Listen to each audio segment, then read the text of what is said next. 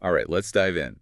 Today, we're tackling a pretty cool chapter, Chapter 4 from your physics textbook. Uh-huh. It's called Moving Charges and Magnetism.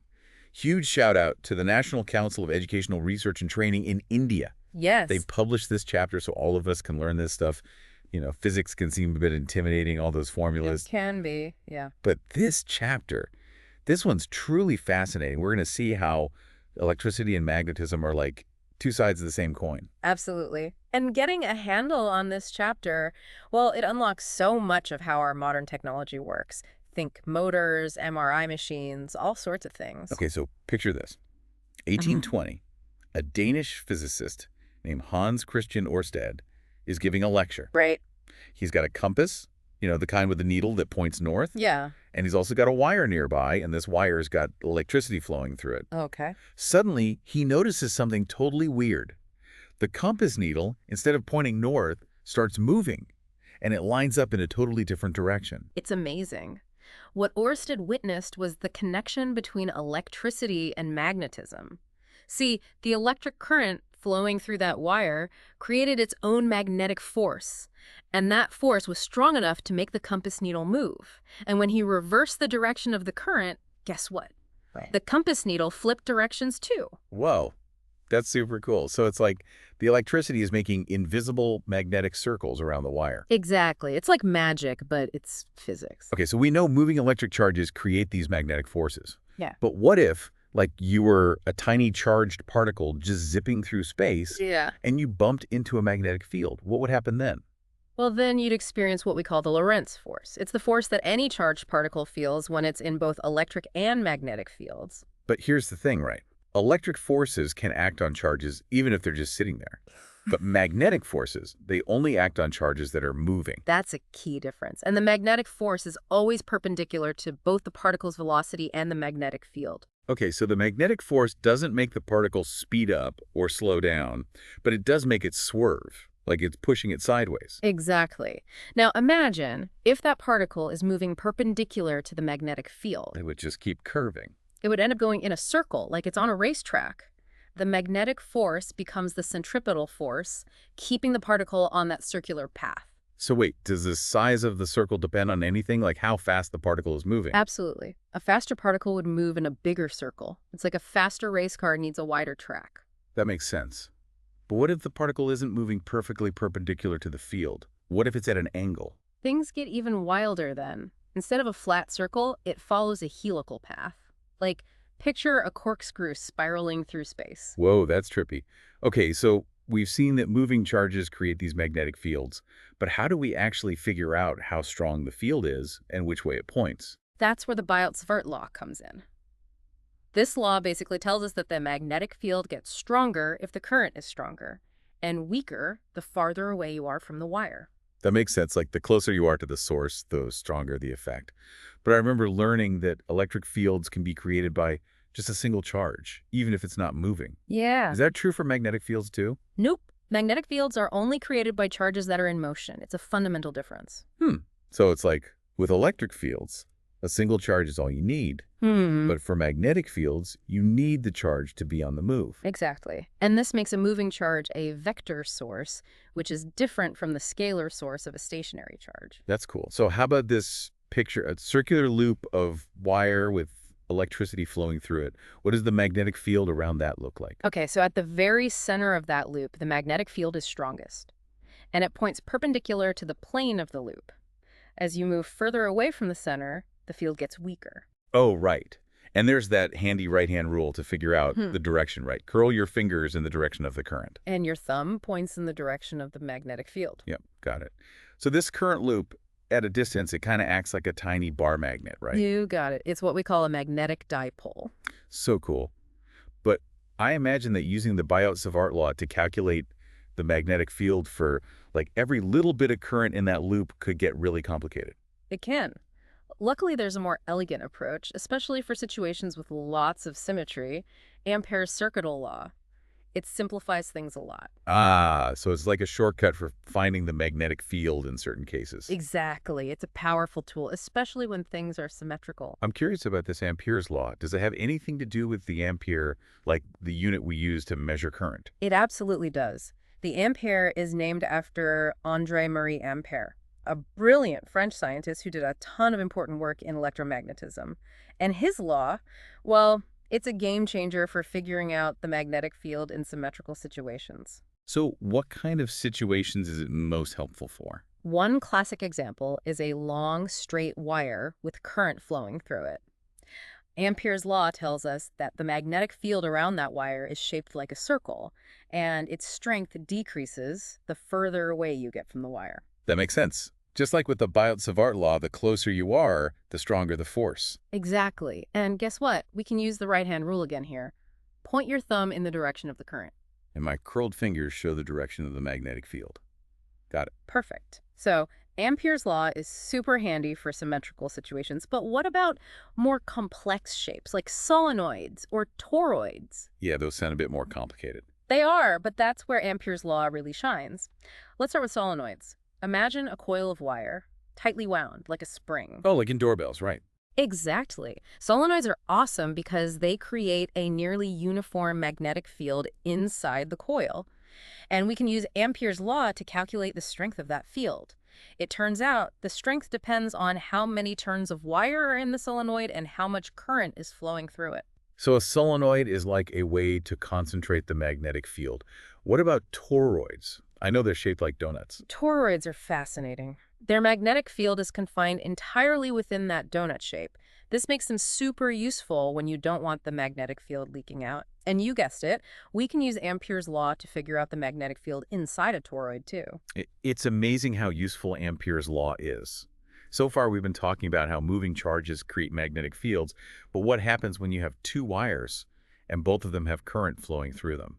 Do they, interact? They absolutely do. Two wires carrying current will either attract or repel each other, piece of those magnetic fields. Whoa. So it's like they can sense each other's magnetic fields. Precisely. And the way they move depends entirely on which way the currents are flowing. So, what happens if the current is flowing the same way in both wires?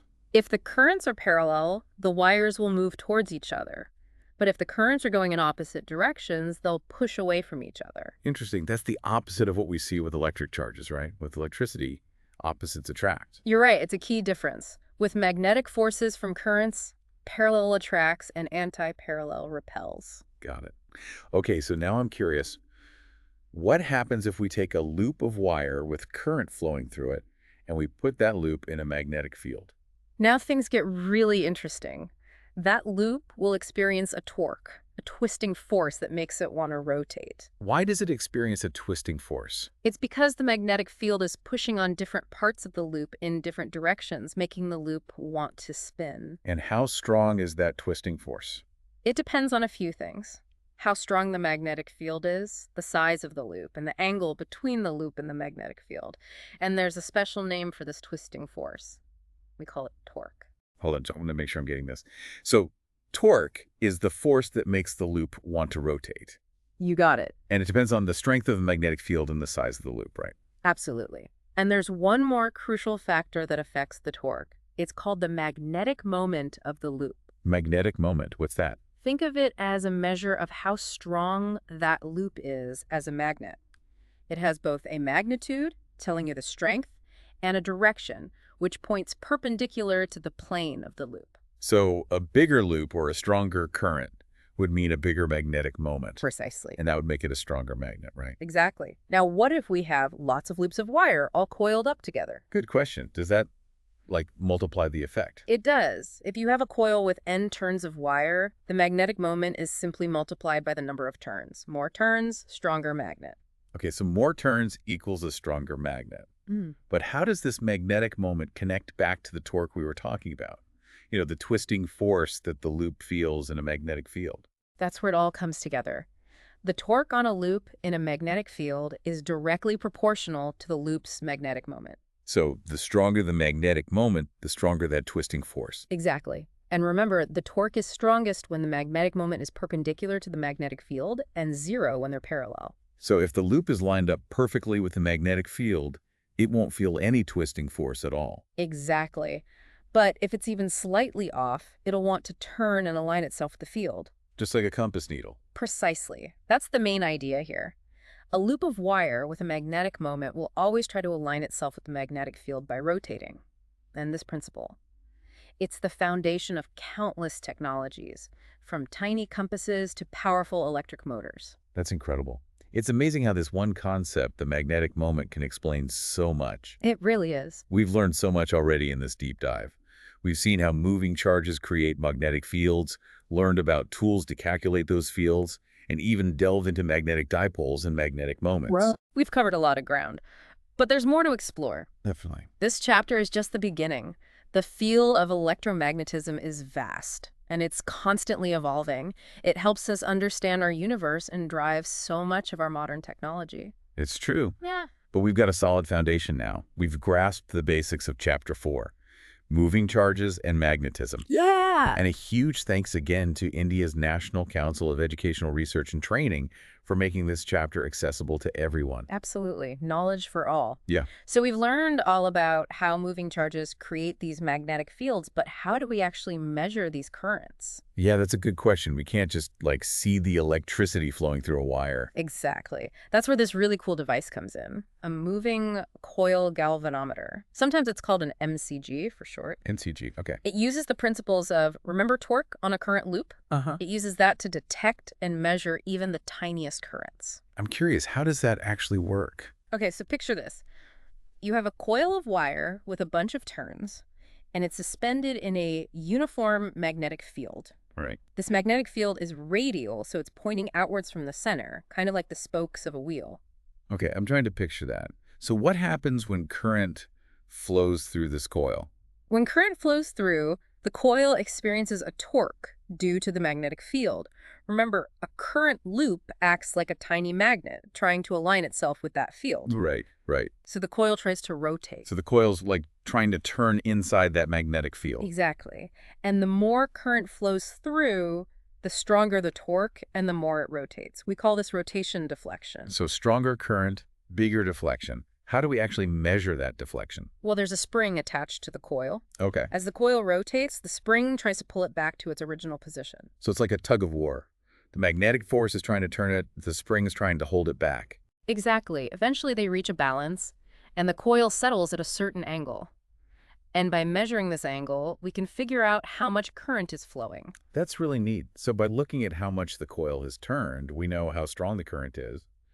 But I guess you can't use a galvanometer to measure really large currents, right? Wouldn't that be too much for it to handle? You're absolutely right. If we connect a galvanometer to a circuit with a really large current, it could totally fry the delicate coil inside. Makes sense. And plus, the galvanometer itself has some resistance, and that could actually affect the current we're trying to measure. Oh, right, because adding resistance to a circuit changes how the current flows. So how do we measure those large currents then? That's where we turn our galvanometer into an ammeter. An ammeter is a device specifically for measuring large currents. Okay, so it's like a souped-up galvanometer. In a way, yeah. We do this by adding a small resistance, called a shunt resistance, in parallel with the galvanometer's coil. Why in parallel? Adding that low resistance path in parallel, it basically lets most of the current bypass the galvanometer coil. Oh, smart. That protects the delicate coil and minimizes the impact on the circuit's current. Only a tiny bit of the total current actually goes through the galvanometer, just enough to give us a measurable deflection. So it's like a detour for the current, right? Most of it takes the easy route, Yeah. but a little bit goes through the galvanometer so we can still get a reading. Exactly. We can then calibrate the ammeter to show us the total current flowing, even though only a small fraction went through the actual coil. That's so clever. So we can turn this sensitive little galvanometer into something that can handle big currents just by adding a resistor. Precisely. But what if we want to measure voltage instead of current? Well, voltage is the potential difference between 2 points in a circuit, right? Yeah. So I'm guessing we'd need to connect the galvanometer across those 2 points, in parallel. You are absolutely right. But just like with measuring large currents, we need to be careful. Connecting a delicate galvanometer directly across a large voltage could zap it. Oh yeah, fry it. And the galvanometer itself has some internal resistance, remember? That could actually draw some current from the circuit, messing with the voltage we're trying to measure. Oh, right. So how do we measure voltage then without frying our galvanometer? We transform our galvanometer into a voltmeter. A voltmeter is made for measuring voltage. So we're upgrading it again. Exactly. This time, we add a large resistance in series with the galvanometer coil. Hold on. Why in series this time? Adding a large resistance in series reduces the current flowing through the coil. To protect it. Exactly. Protects the coil from damage and minimizes the impact on the circuit's voltage. So that big resistance is like a bottleneck, limiting how much current can flow. Precisely.